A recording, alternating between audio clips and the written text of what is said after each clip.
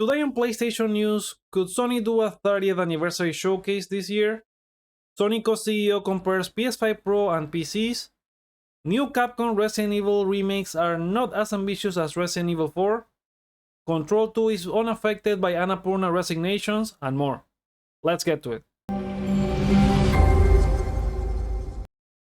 Hello friends, welcome back to PlayStation News, hoping you are doing great. And we have a new round of PlayStation and gaming stories to talk about. So let's start with some quick fire stories and the fact that it appears that Capcom is lowering their ambitions in regard to the unannounced Resident Evil 0 and Code Veronica remakes.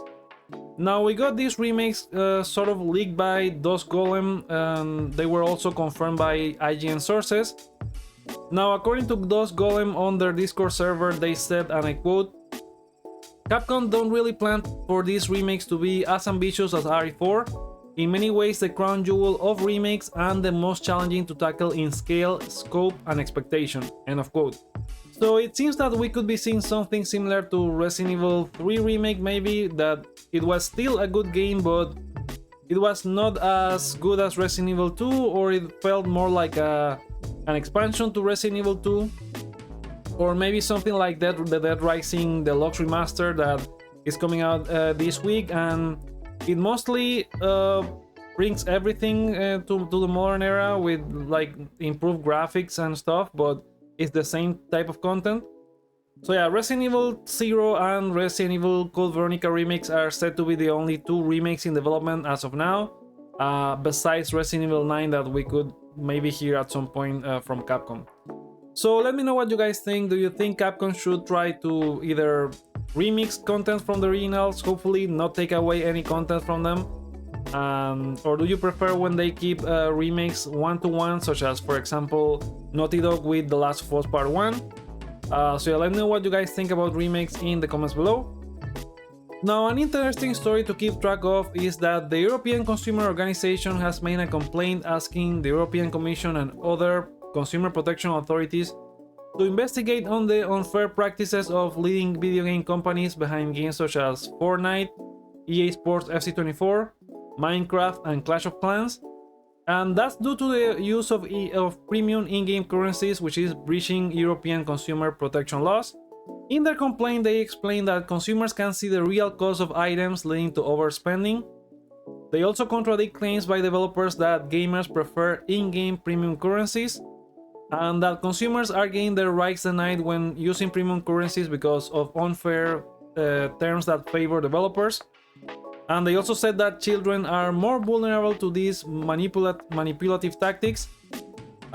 One of those could be, like, for example, whenever you're trying to buy a skin, they usually sell you less than the amount of currency that you require for a skin, so that you can buy the next currency bundle. Now, they also showed a study that from the 50 most played games from last year, 42% of them had in-game currencies, and 21 of those games were targeted at age 12 or lower. Now, this is something worth keeping an eye on, as it could change the way games offer digital content, similar to how developers were forced to disclose the different percentages for loot boxes and all of that. So yeah, we'll see what happens with this. Now, last Thursday it was reported by Bloomberg that the 25 members from the Annapurna Interactive staff resigned from the company after failing to reach an agreement with management of spinning out the company. And it was a horrible solution that left Indie and other partners up in the air as they continue to make their games. But now we know about a few of them that won't be affected, and one of them is Control 2. So it was revealed by communications director Thomas Piuha from Remedy that the recently signed deal from the Finnish developer is with Annapurna Pictures. So that is for the creation of movies and TV shows for Control and Alan Wake. And Remedy will be the ones who publish Control 2, so it doesn't affect them in terms of the development of the game. Now, there are other developers such as Team Ivy Road, Grape A Games, and developer Matt Newell, who also said similar statements on Twitter that this was going to be a bump in the road for their games, including Wonderstop, The Lost Wilds, and Lush Foil Photography, respectively, but they expect them to be released as they had planned. Moving on, what has been completely affected is the sale of Metro developer 4A Games and also Zen Pinball developer Zen Studios at Embracer. Now, these two studios were up for sale to a group of private investors that bought Saber Interactive and a group of other studios back in March. And this was the solution for Embracer to improve the company after a $2 billion deal fell through and led to over 1,300 job cuts and 29 games cancelled. Now Embracer is reporting that the transaction is complete and they couldn't reach an agreement for these two other studios. And they will be keeping those studios, and they said that they will be important building blocks in their continued journey. They also said that 4A Games has two AAA games in development. I guess one of them could be a new Metro game. And Embracer is eager to announce them at some point. So yeah, we'll see what happens with 4A Games and Zen Studios. Next, an important building block for Rockstar co-founder Dan Houser's new studio, Absurd Ventures, is Ascendant Studios, or some of the core team that worked there. So Ascendant Studios had really bad results with EA and Immortals of Avium, and that ended in half the team laid off in September last year. Now 20 of the original core staff from Ascendant Studios is joining Rockstar co-founder Dan Houser in the creation of a new studio office called Absurd Marine, and will be based in San Rafael, California. And it's gonna be led by Ascendant Studios founder Brett Robbins. So they are already working on a new game which will be similar to Immortals of Avium, story-driven action-adventure, and it's set in one of the two unannounced universes from Absurd Ventures. So we'll see what happens with these two games in the future. Moving on, it seems that Assassin's Creed Syndicate could be getting a 60 FPS patch soon, according to a now deleted tweet by Ubisoft themselves.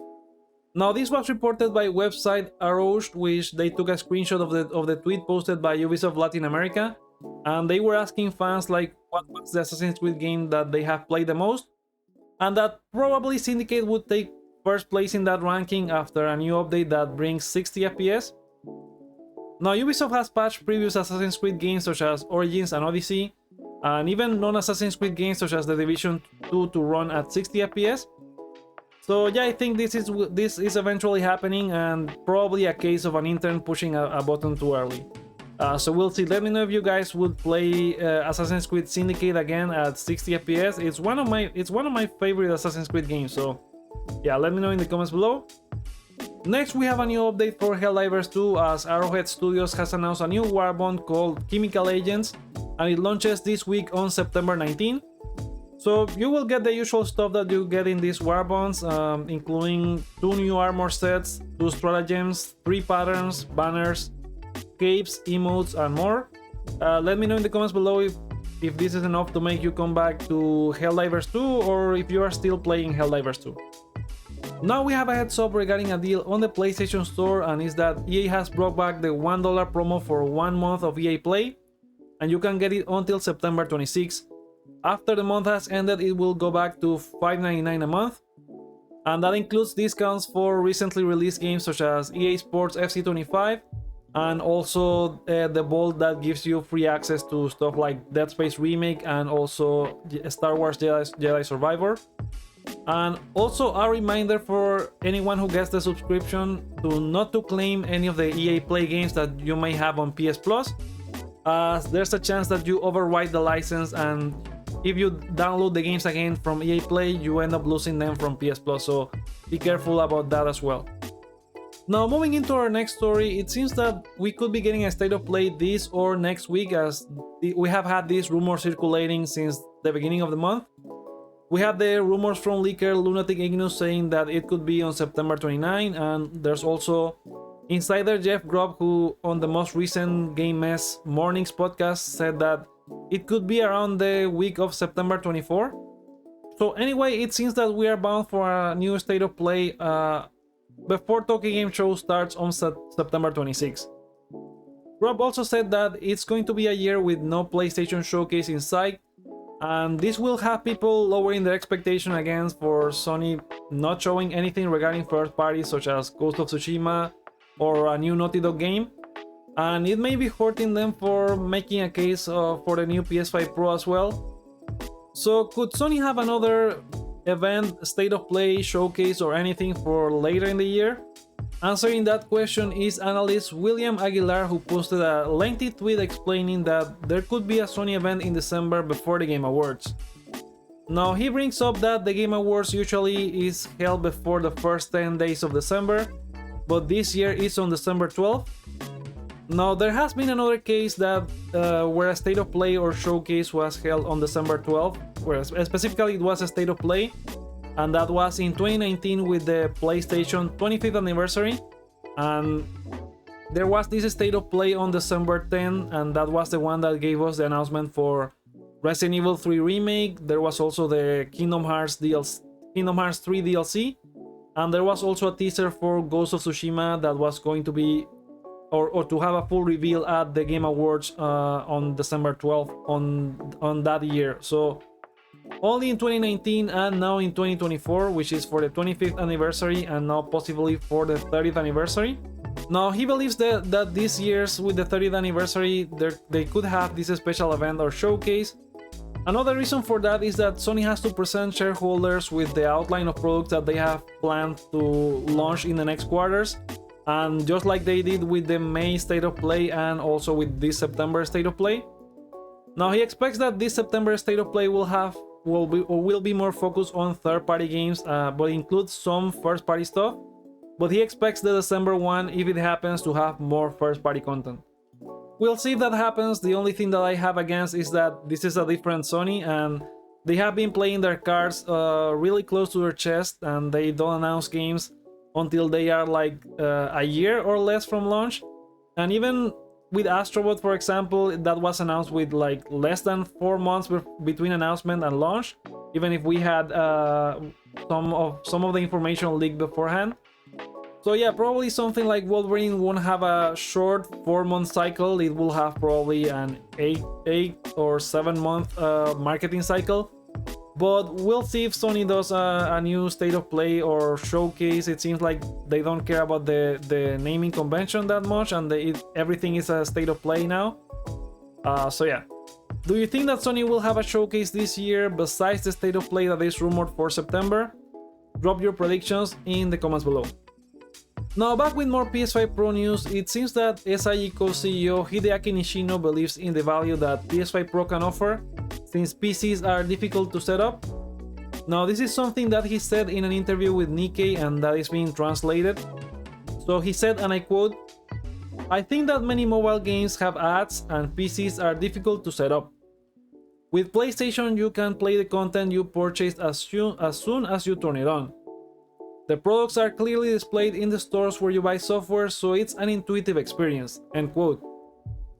So now PS5 Pro has been compared to like the performance of an RX 7700 XT in terms of like raw performance, or even the performance of an RTX 4070 based on like it has AI for upscaling. So that in itself is like a $400 to a $500 purchase without processor, memory, and all of the other stuff that you have to buy to build a PC. So maybe he has a point, and also regarding the use, getting into a store, buying, and all of that. But now there's more people buying on digital as well. And I think that at $700 you also lose that part of the audience. And it feels like you're only going for those with disposable income. Besides that, with a budget of $700 or even up to $1,000, you can build a decent PC that plays games really well. Maybe they won't be 4K 60 FPS with ray tracing, but you can have solid performance of games with even a 700 or even a 1000 rig, even 1080p.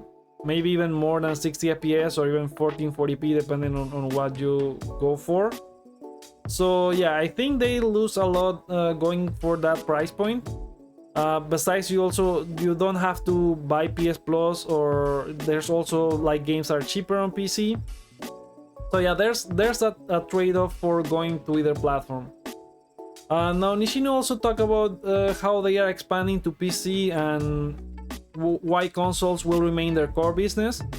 He said there, and I quote, "We are trying to increase the overall game market by expanding contents to PCs.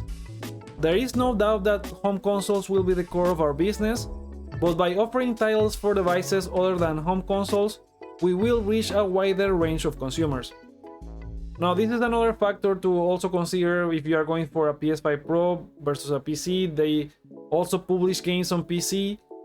So yeah, I said that this is an individual question to ask if you are going whether for a PS5 Pro or like the original PS5, or if you prefer to go to PC. You do you. Now, there's also an additional rumor that I want to talk about here regarding Digital Foundry, but this is more of a tease for tomorrow's episode. So there's an episode of Digital Foundry Direct where they are analyzing all the performance for the games that came out on the PS5 Pro presentation. And what they found is that Alan Wake was running at the same base resolution, so 864p and 1260p from performance and quality, that the game runs on the current PS5, with some PSSR and ray tracing improvements, and there's some other cases for other games like that. So it seems like the improvements are minimal. Now, I don't want to go too deep into the Digital Foundry analysis because as of recording, the podcast is only available for Patreon members, and I'm expecting the podcast to go live on YouTube. So I'll be leaving this as a tease here, and I'll be checking out the podcast and bringing you all the information regarding the performance for all of their games that they tested. So let me know what you guys think about the PS5 Pro and the comparison from co-CEO Hideaki Nishino here. Do you think it's better to build a PC? Do you prefer the ease of a console even if it's $700? Let me know that in the comments below. And there you go, that's all the news that I have for you today. Let me know what you guys think about all of the stuff that we talk about, including the Resident Evil games or remakes not being as ambitious as Resident Evil 4. What do you think about all of the issues with Annapurna Interactive and some of the games not being affected? What do you think about the State of Play? Do you think we could have another one besides the September State of Play? Do you think that Sony is gonna show first-party games in either of those rumored showcases or events? And what do you think about the comments from co-CEO Hideaki Nishino in terms of PC versus a PS5? Let me know about that in the comments below, and remember that you can find all of the sources for these stories in the description as well. If you enjoyed this video, please consider giving it a thumbs up as it helps out a ton, and also subscribing for more PlayStation news videos like this. So yeah, thank you guys for watching, and I'll see you on the next one.